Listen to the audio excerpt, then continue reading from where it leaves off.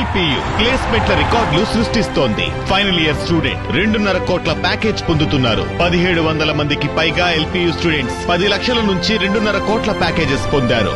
విద్యా విప్లవం ప్రారంభమైంది లవ్లీ ప్రొఫెషనల్ యూనివర్సిటీలో. ట్రాన్స్ఫర్స్ లో తమకు తీవ్ర అన్యాయం జరిగిందని మండిపడ్డారు మహిళా పోలీసులు. గుంటూరు జిల్లా ఎస్పీ కార్యాలయానికి మహిళా పోలీసులు పెద్ద ఎత్తున తరలివచ్చి తమకు న్యాయం చేయాలని డిమాండ్ చేశారు. అడిషనల్ ఎస్పీకి మెమొరాండం సమర్పించారు. ప్రస్తుతం నిర్వహించిన కౌన్సిలింగ్ రద్దు చేసి కొత్తగా మరో కౌన్సిలింగ్ నిర్వహించాలని డిమాండ్ చేశారు. మరిన్ని వివరాలు గుంటూరు నుంచి మా ప్రతినిధి అశోక్ అందిస్తారు.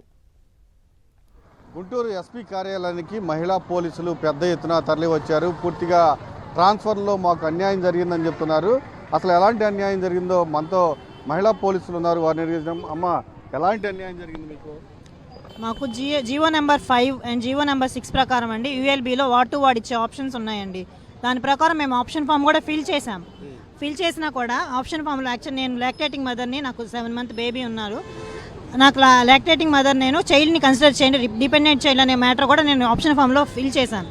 కనీసం చూసి ఉండింటేనైనా కనీసం కన్సిడర్ చేసేవారు. నాకు 20 km అవుట్ ఆఫ్ గుంటూరు వేశారు, అది మేడుకొండూరు రూరల్ ఏరియాలో వేశారనమాట. అట్లా వేయడం కష్టం.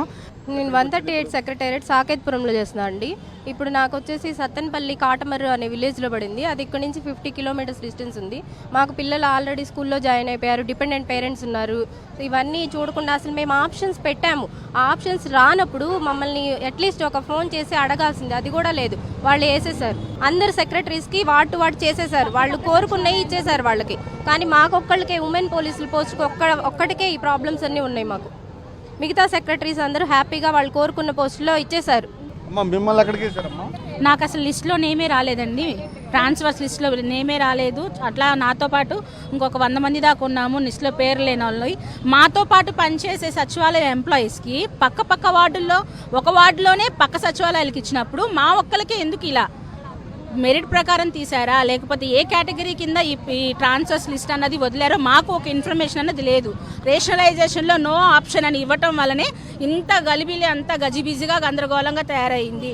దట్టు పిల్లలు, చిన్న పిల్లలు ఉన్నారు, ప్రెగ్నెంట్ వాళ్ళు ఉన్నారు, వాళ్ళకి కూడా కన్సిడరేషన్ లేదు. మార్నింగ్ ఇక్కడి నుంచి అక్కడికి వెళ్ళాలంటే 40 కిలోమీటర్స్ ఉంటుంది. మేము పెన్షన్స్ టైంలో 5 కల్లా ఇక్కడి నుంచి బయలుదేరి వెళ్ళాలి.